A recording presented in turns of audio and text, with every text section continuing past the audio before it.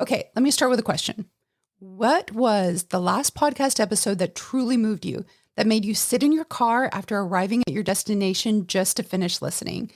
I'm willing to bet it wasn't packed with bullet points and data, and I am a researcher by trade, so I love data and I love bullet points. But I'm willing to bet that's not what hooked you.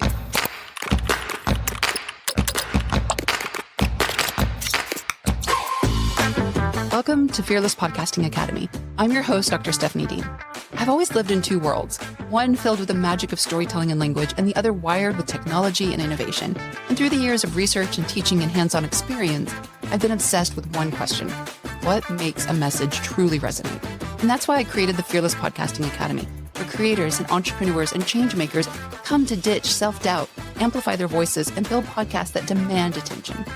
So whether you're launching your first episode or leveling up your platform, you're in the right place. Because when you learn to use your voice with confidence, you don't just start a podcast, you start a movement. This is Fearless Podcasting Academy. So 2 weeks ago in our last solo episode, we uncovered your unique perspective. That's that irreplaceable lens that only you possess. So today, we're turning that perspective into narratives that keep listeners coming back episode after episode.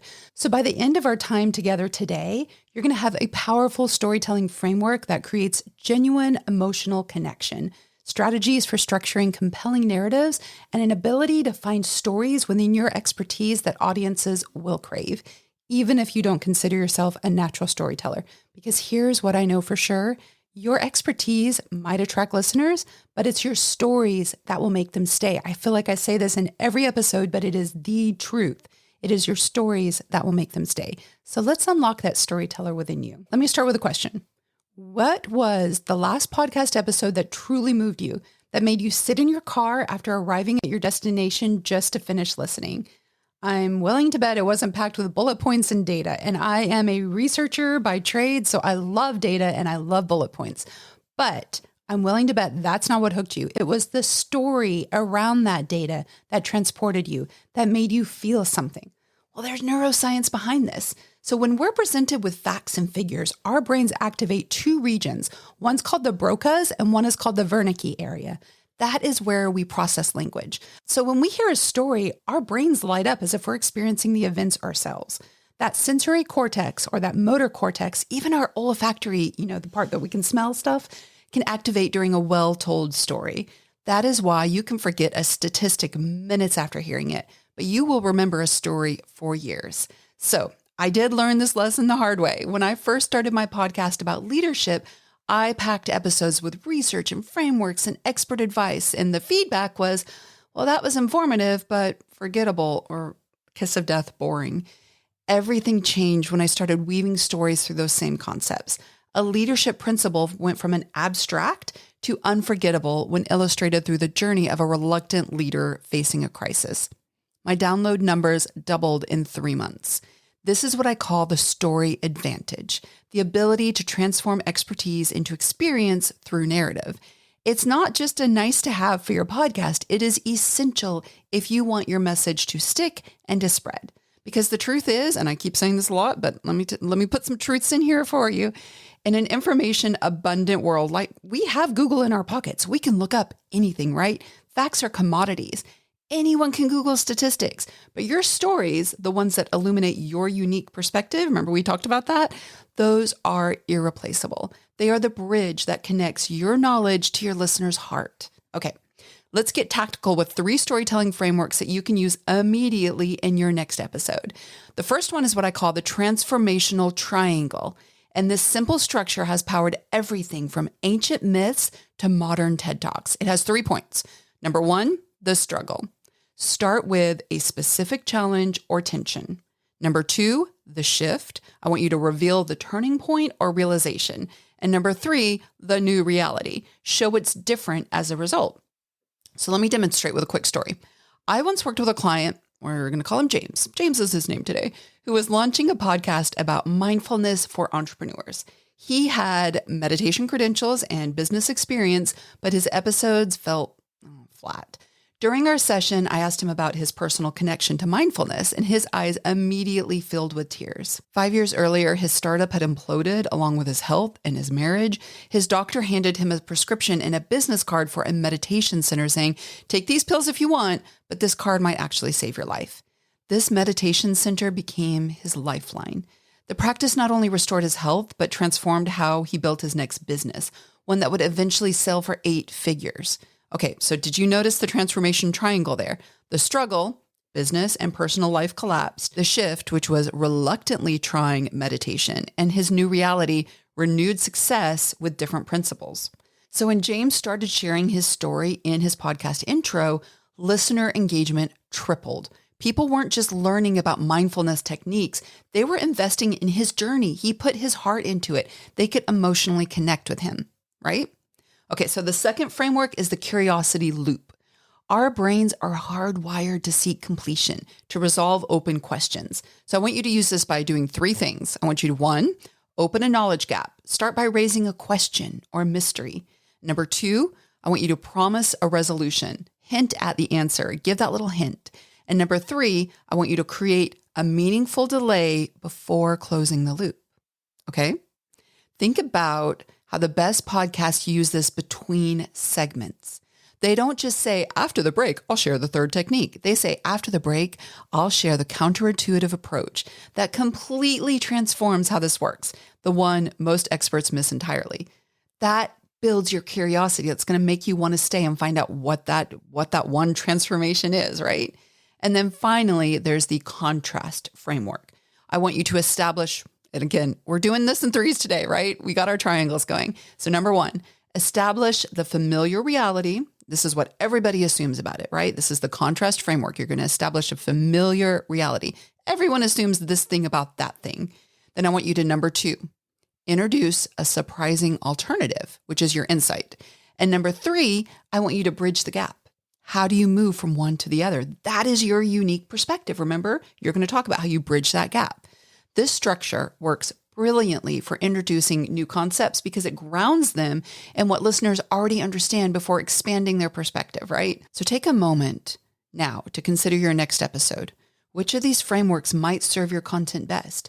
The transformation triangle for personal stories, the curiosity loop for maintaining engagement, or the contrast framework for introducing new ideas.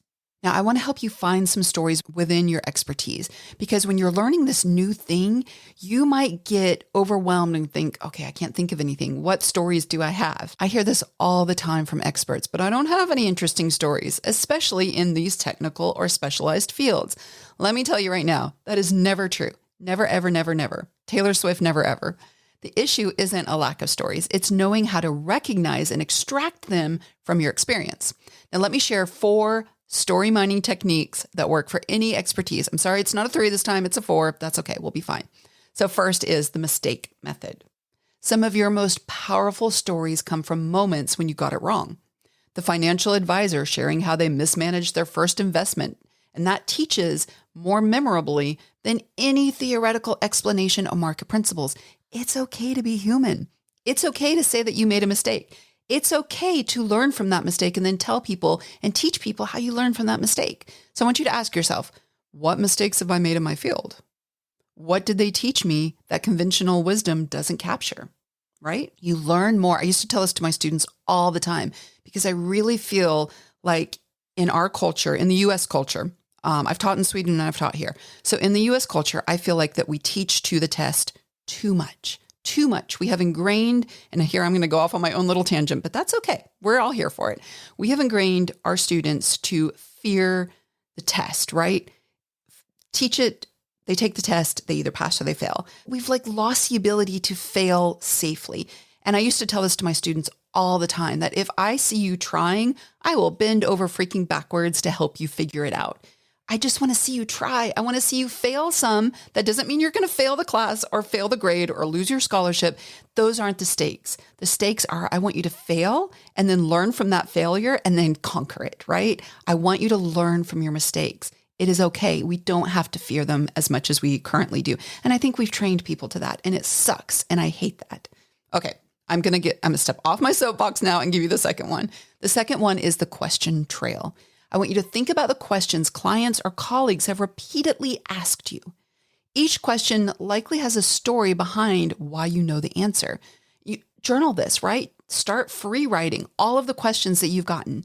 So let me give you an example. If you're often asked, how do you stay consistent with content creation? There's probably a pivotal moment when you cracked that code for yourself, or you wouldn't be consistent. Maybe a system you developed after a period of struggle. That's your story, right? Okay, so third is the everyday epiphanies approach. That is the moment when your expertise shows up in unexpected places, like your own home life, right? We don't often look for our work in our home life. So you could see an example like this in an organizational psychologist who realized that her family dinner conflict perfectly illustrated team dynamics, or the fitness coach who found workout motivation principles in his own garden. These connections feel fresh because they're translating expertise into relatable experiences that your audience already understands. And finally, there's the client journey method. Now, I want to say something. Do not name the puppy. Do not call out your clients by names unless they have specifically given informed consent, right? Give them appropriate anonymity. And that does not mean just change their name. That means change details. Okay, so with appropriate anonymity, the before and the after stories of those you've helped contain powerful narratives. They demonstrate your expertise in action while centering the listener's potential transformation. So let's practice this together, okay? This was all high level. Let's practice this together. Think about your podcast topic. Using one of those methods, what story emerges that you haven't told yet? The story that you just identified, that is gold for your next episode. And I guarantee you have dozens more waiting to be discovered with these mining techniques. Now I want to give you our fearless moment, which is a new segment we're trying this season, where we confront a common fear that is holding you or podcasters back. So today's fear, vulnerability in storytelling. That worry that sharing personal stories means exposing too much or appearing unprofessional, right? Okay, so let me give you a story about this. Day before yesterday, I got a really exciting opportunity to speak on a stage just already on this Saturday, which is terrifying because that means I need to write a speech and learn the speech in like 3 days. Okay, it's exciting. It's a great opportunity. It's something I'm passionate about. Very short timeline. So I called my best good friend. She is actually the host of the Compassionate Newsroom. She's amazing. And she helped me take that imposter syndrome and stuff it back where it doesn't belong, right? So first of all, you need to get yourself some friends like that. You need to get yourself some friends that you can call and say, hey, these are my feelings. I feel this way right now. Can you help me sort them out? And just talk about them, like talk and say, okay, I'm feeling that I would not be good at this for this reason. And she was like, well, that's dumb. And this is my reason why that's dumb. It was so helpful. I went home and I wrote my script and I'm really happy with the script. And now I'm learning the script. It's okay to have imposter syndrome. It is okay to feel vulnerable. It is not okay to be stuck in those feelings and stay there, right? So vulnerability, that is today's fear. Vulnerability in storytelling. You're not going to be too much. You're not going to be unprofessional. So let me throw you some truth behind that. Controlled vulnerability is not a liability in podcasting. It's an asset. Research shows that leaders who share appropriate struggles are perceived as more authentic and trustworthy, not less competent. And you know why? Because you're not faking it. You're not faking it. Everyone from the tippity-toppity CEO to the just starting out, just finished university, they all have that. They all feel, who the hell let me get this degree, start this job, do this thing? Who put me in charge of this? Everyone feels it, right? It doesn't make you less than, it makes you authentic. Now, saying that, I'm not saying stay stuck in that. I'm saying honor it, feel it, and then move forward with it, right? And that helps with having friends that you can talk to about it. If you don't have anyone you can talk to about it, journal about it, write about it, talk about it on your podcast. There are different ways to move through that, but it will give you authenticity, right? Because you're not being fake.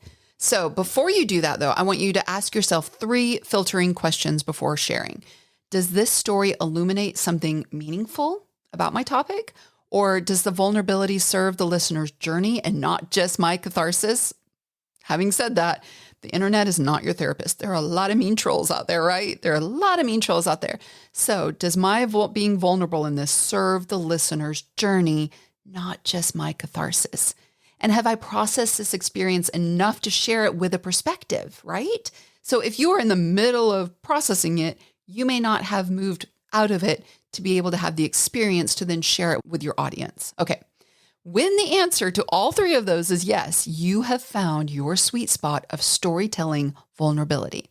So remember, your audience does not want a perfect narrator. God, how boring. They want a reliable guide who's walked through the challenges and emerged with wisdom to share. Your occasional, I don't know what to do next moments create space for listeners to admit their own uncertainty. And that's precisely when real learning happens. The most fearless thing you can do as a podcaster is not to pretend to have all the answers. We do not have all the answers. It's showing the messy, authentic journey of finding them. Okay. As we wrap up today's exploration of storytelling, I want you to remember this. Your expertise makes you credible, but your stories make you unforgettable. So your homework before our next episode is to select one of the storytelling frameworks we discussed and apply it to an upcoming episode. Then share a brief outline in our community using the hashtag Fearless Storytelling. I am going to personally review as many as I can. So next week, we are going to build on this foundation as we explore audience clarity, which is building your listener avatar, because knowing exactly who you're speaking to makes your stories even more powerful. Until then, I want you to remember that your stories are not just nice additions to your content. They're the vehicle that carries your message into hearts and minds where it can truly make a difference. I am Dr. Stephanie Dean from Fearless Podcasting Academy. Thank you for continuing this journey towards your fearless voice.